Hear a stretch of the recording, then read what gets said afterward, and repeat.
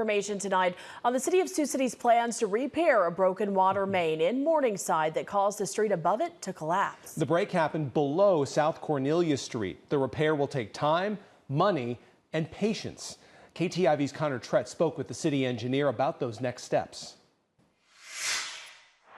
Around 2:30 a.m. Saturday morning, one of the city water mains broke on South Cornelia Street, causing a portion of the street to collapse. 6 homeowners left without access to their driveways. All these water leaks usually start off small, and then all of a sudden they grow. Because the water, once it finds a little hole in the pipe, it'll actually burn a hole through the pipe, the metal. It'll, just like it's like a torch. And a lot of times it'll go up right up underneath the concrete, between the concrete and the soil, and it just carves out a tunnel.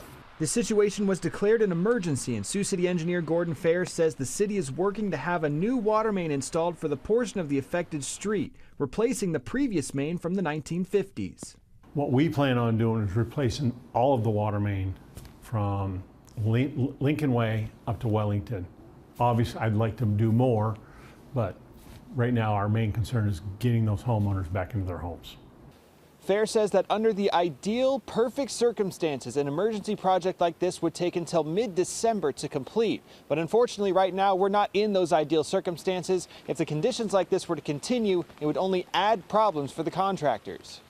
But a lot of times when we have rain during a construction event, contractors really can't work in it because they're not making any headway, it's just wasting money.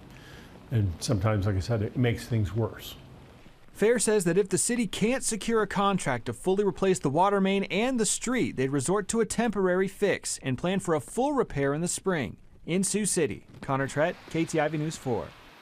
City engineers are fielding bids on the project. The deadline to submit those bids is the end of this week, and they hope to have contractors working on the scene by the middle of next week. Fair says the full replacement project is expected to cost around $750,000, and the temporary repair job, if they need it, that would be around $100,000.